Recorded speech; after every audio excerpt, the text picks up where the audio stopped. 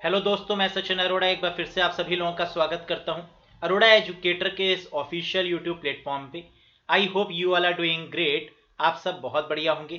तो आज के सेशन में हम लोग बात करने वाले हैं बिल्कुल सही PSSB क्लर्क एग्जाम एनालिसिस पर। 12 दिसंबर को जो पेपर हुआ है मॉर्निंग शिफ्ट में 20 क्वेश्चंस देखने को मिले हैं। ये क्वेश्चंस कैसे रहे एग्जाम में, इस पर हम बात करेंगे और इसके बाद इवनिंग वाले शिफ्ट पर भी हम चर्चा करेंगे। तो इस वाले वीडियो में तो हम मॉर्निंग शिफ्ट में जो एग्जाम हुआ है उसके 20 क्वेश्चंस, फिर इसके बाद एक वीडियो आपके पास और भी आएगी जिसमें इवनिंग शिफ्ट के भी 20 क्वेश्चंस हम डिस्कस करेंगे। साथ ही साथ 11 दिसंबर वाले एग्जाम में भी जो 15 क्वेश्चंस पूछे गए थे उस पर भी हमने डिस्कशन ऑलरेडी कर दिया है, तो वो भी आप लोग देख सकते हैं। तो चलिए बात करते हैं यहां पर क्वेश्चंस के बारे में। Have a look. ये रहा क्वेश्चन जो एग्जाम में पूछे गए हैं आपके। Which of the following is not considered as hardware? इसमें से कौन सा हार्डवेयर का पार्ट नहीं है? सीपीयू, मॉनिटर, हार्ड डिस्क या बायोस? तो आप जानते हैं सीपीयू, मॉनिटर और हार्ड डिस्क ये आपके हार्डवेयर हैं, जबकि बायोस क्या है? सॉफ्टवेयर है। बेसिक इनपुट आउटपुट सिस्टम, जिसका इस्तेमाल किया जाता है सिस्टम को बूट करने के लिए। तो इनपुट आउटपुट डिवाइसेस प्रॉपर काम कर रही है या नहीं, इसके लिए किसका यूज किया जाता है? That is BIOS. तो ये क्या हो गया? एक तरीके का ये इंस्ट्रक्शन हो गया, ये सॉफ्टवेयर हो गया, जो कि हार्डवेयर बिल्कुल भी नहीं है। Next, which of the following shortcut key is used in MS word to align the selected text to center? यानी टेक्स्ट को सेंटर अलाइन करने के लिए कौन सी शॉर्टकट की का यूज किया जाता है? तो ये क्वेश्चन तो मैंने आपको बताया भी था कि ये बहुत इंटरेस्टिंग क्वेश्चन बनता है एग्जाम में, और ये ट्रैक से थोड़ा हटके है ना, इसलिए ये पूछा जाता है। तो कंट्रोल J जस्टिफाई के लिए होता है, कंट्रोल E ये सेंटर अलाइन करने के लिए होता है। तो आंसर होगा कंट्रोल E। जबकि कंट्रोल C कॉपी के लिए और कंट्रोल A सिलेक्ट ऑल के लिए, है ना। तो कंट्रोल E आपका हो गया सेंटर अलाइन करने के लिए। Next, IP in internet is, internet में आईपी की फुल फॉर्म क्या है? बहुत आसान है, दैट इज इंटरनेट प्रोटोकॉल। तो इंटरनेट प्रोटोकॉल यानी सी यहां पर आपका बिल्कुल करेक्ट आंसर बनेगा। Next one, which of the following block of text is added at the end of an outgoing email automatically? कह रहा है ईमेल के एंड में ऑटोमेटिकली क्या चीज ऐड होती है? तो आपको पता होगा कि ईमेल में बेसिकली 3 पार्ट होते हैं। एक होता है हेडर, जिसमें टू, CC, BCC और सब्जेक्ट का पार्ट होता है। डेट और टाइम भी आपके हेडर पोर्शन में ही होता है। फिर इसके बाद आपका आता है बॉडी पोर्शन, जिसमें आप बॉडी को लिखते हैं, जिसमें आप पूरे टेक्स्ट को टाइप करते हैं, वो बॉडी हो गया। और फिर आता है आपका सबसे नीचे वाला पोर्शन जो रिगार्ड्स का पोर्शन होता है, जिसमें आप अपने बारे में देते हैं, अपने बारे में इंट्रोडक्शन देते हैं, विद रिगार्ड्स टू करके देते हैं, या जहां पर आप अपना लोगो भी लगा सकते हैं, है ना। अगर जैसे कंपनी है तो कंपनी क्या करती है, वहां पर अपना लोगो अटैच कर देती है। तो इस पार्ट को हम लोग बोलते हैं सिग्नेचर, जो बार बार करने की रिक्वायरमेंट नहीं होती। ये ऑटोमेटिकली सिर्फ एक बार ऐड करना होता है, और हर बार ऑटोमेटिकली क्या होता है, हर एक मेल में वो साथ में अटैच होकर चला जाता है। तो this is what we called signature. Next, which of the following shortcut key is used to open a new workbook in MS Excel? MS Excel में नई वर्कबुक को ओपन करने के लिए, या फिर हम कह सकते हैं नई वर्कबुक को क्रिएट करने के लिए कौन सी शॉर्टकट की का यूज किया जाता है? तो to open a new workbook control के साथ एन का यूज करते हैं। अब देखो यहां पर बड़ी ही चालाकी के साथ में क्वेश्चन को बदला गया है। क्वेश्चन होता है to create a new workbook, नई वर्कबुक को क्रिएट करने के लिए। तो आंसर क्या होता है इस केस में? दैट इज कंट्रोल के साथ एन।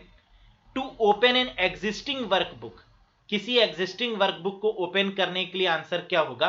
कंट्रोल के साथ ओ होगा। तो यहां पर कई सारे कैंडिडेट ने यह गलती जरूर की होगी, ओपन देखा होगा और कंट्रोल ओ लगा दिया होगा, जबकि नई वर्कबुक को हम हमेशा क्या करेंगे? क्रिएट करेंगे। तो इसके लिए कंट्रोल एन का यूज होगा। कंट्रोल एम का यूज होता है किसी स्लाइड को इंसर्ट करने के लिए। कोई स्लाइड है वो आपको प्रेजेंटेशन में क्या करनी है? इंसर्ट करनी है, तो उसके लिए कंट्रोल एम का यूज करेंगे। समझ में आ गया? तो यहां आंसर आपका करेक्ट क्या था? कंट्रोल के साथ N. Next, which protocol assign IP address to the client connected in the internet? कह रहा है ऐसी कौन सी प्रोटोकॉल है जो आईपी एड्रेस असाइन करती है किसी भी क्लाइंट को जो कि कंप्यूटर से कनेक्टेड है या जो कि इंटरनेट से कनेक्टेड है। तो यहां पर जो यूज होती है that is what we call DHCP, dynamic host configuration protocol. तो ये ऑटोमेटिकली एक तरीके से आईपी एड्रेस को असाइन करती है क्लाइंट को। तो that is dynamic host configuration protocol is the correct one. Next, draft folder in email is used to. कह रहा है ईमेल में जो ड्राफ्ट वाला पोर्शन होता है, जो ड्राफ्ट का जो बटन होता है, टैब होता है, उसमें कौन से मेल जाते हैं? स्पैम ईमेल्स स्टोर होते हैं, spam emails, save unsent emails, delete emails या मेक कॉपी ऑफ ईमेल। तो हम जानते हैं कि अगर सपोज करिए आप कोई मेल लिख रहे हैं और आपने पूरा टाइप नहीं किया है और अगर आप उसको क्लोज कर देते हैं तो वो आपका ड्राफ्ट में सेव हो जाता है। इसका मतलब हम ये कह सकते हैं कि सेव दी अनसेंट ईमेल। आपने अभी सेंड नहीं किया, आपने सोचा होगा बाद में सेंड कर देंगे, चलो है ना, अभी कैंसिल कर देते हैं। तो इस केस में वो जो ईमेल है वो कहां चला जाएगा आपके? That is in the draft folder.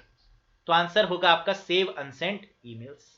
Next, dash is exclusively view of the slides in thumbnail form.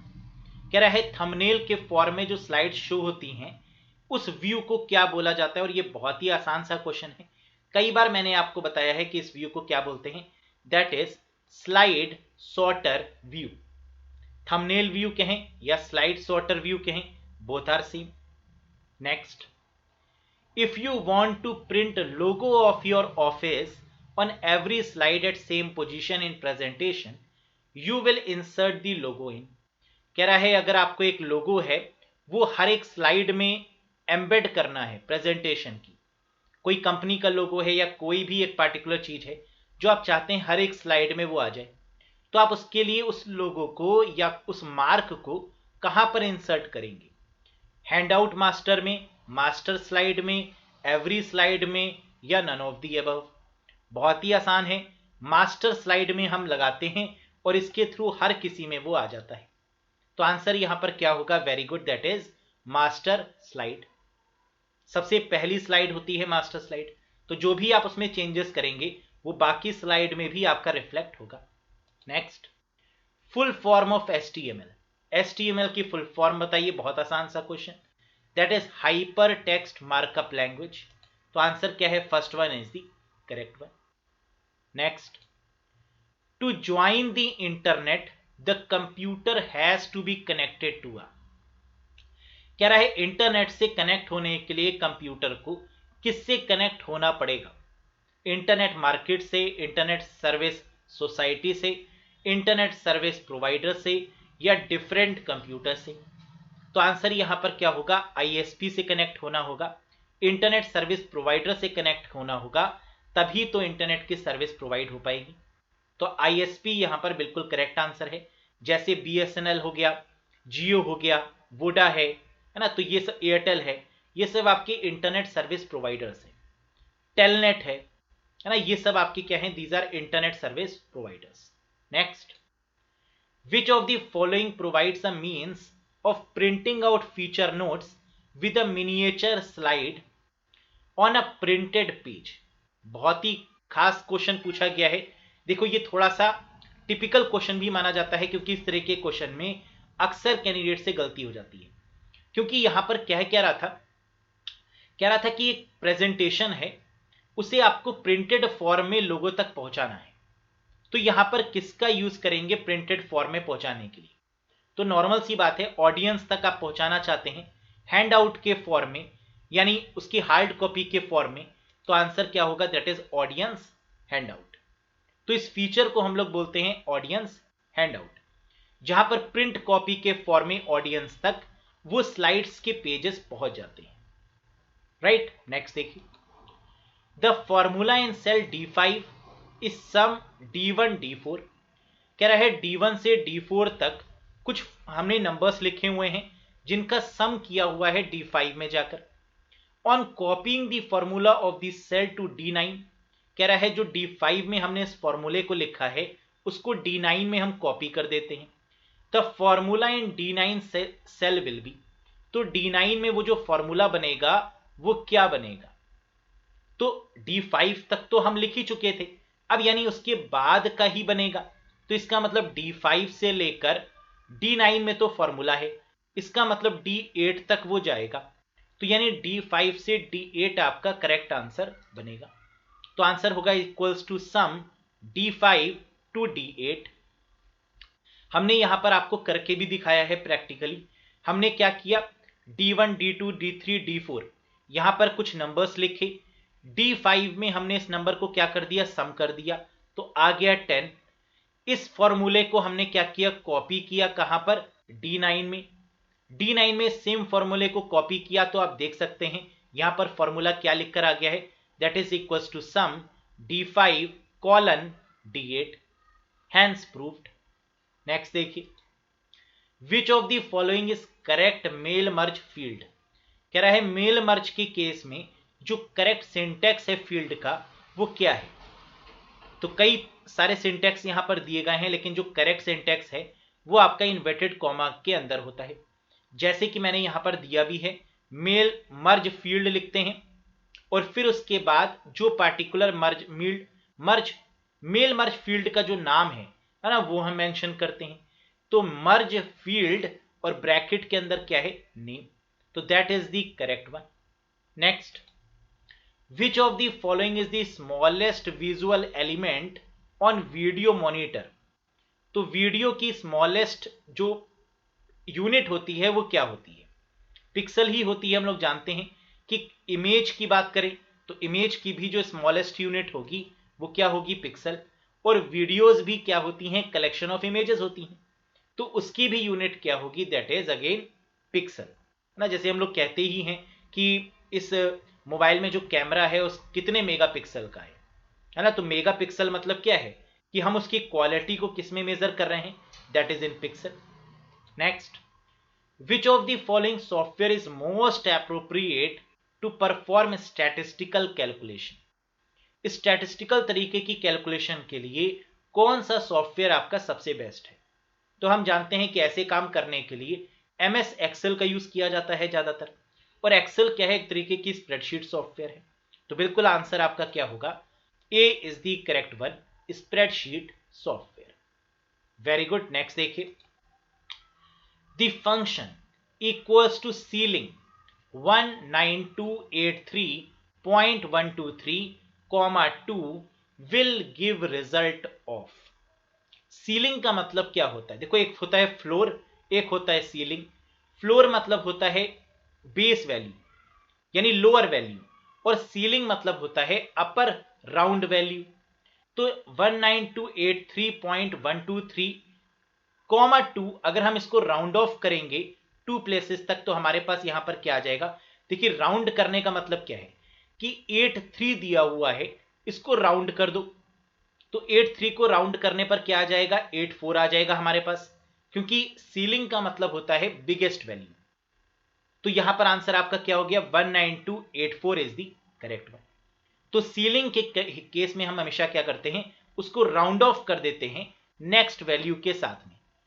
समझ में आ गई, तो इसलिए यहां पर करेक्ट आंसर आपका क्या होगा, सी होगा। नेक्स्ट देखिए, which of the following terms is used for physical और logical arrangement of a network. तो किसी भी नेटवर्क में कंप्यूटर्स को जब हम फिजिकली अरेंज करते हैं या लॉजिकली अरेंज करते हैं तो इसे क्या बोलते हैं, बिल्कुल सही, this is called as topology. The physical arrangement of a computer, कि कंप्यूटर्स को इस तरीके से अरेंज किया जाए नेटवर्क में कि डेटा कम्युनिकेशन में ज्यादा प्रॉब्लम ना आए, केबल्स कम से कम कंज्यूम हो और डेटा ट्रांसफर की स्पीड भी बेटर बनी रहे। तो इसके लिए हम अलग अलग टोपोलॉजीज का यूज करते हैं, जैसे bus topology, star topology, ring topology, tree topology, mesh, hybrid and so on. Next देखिएगा, speed of computer is measured. Speed of computer कहें, स्पीड ऑफ सीपीयू कहें या स्पीड ऑफ प्रोसेसर कहें, हम लोग जानते हैं बात एक ही है। और स्पीड की जो यूनिट होती है वो होती है हर्ज। तो इसका मतलब करेक्ट आंसर क्या होना चाहिए था, यहां पर हर्ज is the speed of computer, यानी यही यूनिट होती है। लेकिन अब आप देख रहे हैं हर्ज तो किलो हर्ज भी दिया हुआ है, मेगा हर्ज भी दिया हुआ है, और गीगाहर्ट्ज भी दिया हुआ है। तो यानी प्रेजेंट की जो स्पीड है वो क्या है, गीगाहर्ट्ज में नापी जाती है। तो इसका मतलब यहां पर जो करेक्ट आंसर होगा वो प्रेजेंट स्पीड के अकॉर्डिंग होगा, that is in gigahertz. Clear है? नेक्स्ट देखिए, which among the following is printed output from computer. Computer से जो प्रिंट आउट निकलता है, जो प्रिंटेड आउटपुट निकलता है, इसको क्या बोलते हैं? Hard copy, soft copy, paper या डुप्लीकेट कॉपी। तो हम लोग जानते हैं जो हार्ड कॉपी निकलती है that is in tangible form, इसको हम टच कर सकते हैं। तो करेक्ट आंसर क्या होगा, that is hard copy. Soft copy का मतलब क्या होता है? पेन ड्राइव में फाइल्स हैं, सीडी में कोई डेटा है, डीवीडी में कोई डेटा है, हार्ड डिस्क में कोई डेटा है, आपके कंप्यूटर में कोई डेटा है, या कोई मेल आपको कर रहा है, तो ये सब होंगी आपकी सॉफ्ट कॉपी। जबकि टेंजिबल फॉर्म में अगर कुछ भी है तो ये होगा आपका हार्ड कॉपी। नेक्स्ट, सो ये थे आपके बेस्ट 20 क्वेश्चंस जो कि एग्जाम में पूछे गए। कितने क्वेश्चंस आपके सही हुए कमेंट करके जरूर बताइएगा। किसी भी क्वेश्चन में अगर आपको डाउट लग रहा है तो आप बिल्कुल कमेंट कर सकते हैं, है ना। बाकी इसी तरीके से आप पढ़ते रहिए, सिलेक्शन लीजिए, है ना। लेकिन याद रखिएगा कि किसी भी सब्जेक्ट को एग्जामिनेशन के पॉइंट ऑफ व्यू से मत पढ़िए, क्योंकि जब आप एग्जाम के टाइम पर किसी भी सब्जेक्ट को पढ़ते हैं तो वो बर्डन होता है। अगर आप डेली सब्जेक्ट को पढ़ते हैं एज एन इंटरेस्ट, है ना, जैसे कंप्यूटर की बात करें, तो आपको पढ़ाई रोकनी नहीं है, चाहे सिलेक्शन हो जाए तब भी, है ना। रीजन क्या होता है कि एक एग्जाम क्रैक करने के बाद दूसरे एग्जाम की तरफ आगे बढ़िए, और यहां पर सबसे अच्छा जो वेपन है वो क्या है, स्टडी। तो पढ़ाई कभी भी आपकी रुकनी नहीं रही चाहिए, और पढ़ाई को कभी बर्डन मत समझिए, उसको इंटरेस्टिंग वे में लीजिए। कि कंप्यूटर देखिए कितना इंटरेस्टिंग है ना। अगर आप उसको हॉबी बना लेंगे तो एग्जाम क्रैक होने के बाद भी आपको इंटरेस्ट आएगा कि देखते हैं ऐसा कौन सा क्वेश्चन है जो मुझसे सॉल्व नहीं हो सकता है ना। चाहे वो जीए की बात हो, चाहे वो मैथ्स की बात हो, या रीजनिंग हो, या कोई भी लैंग्वेज की बात हो, राइट। तो best of luck for the future endeavours. मेहनत करते रहिए और अपने गोल को अचीव करते रहिए। मिलेंगे बहुत जल्द एक नई वीडियो के साथ। वीडियो पसंद आई हो तो लाइक जरूर करिएगा, और चैनल पर नए हो तो सब्सक्राइब जरूर करिएगा। Bye bye and take care to all of you guys. Thank you very much.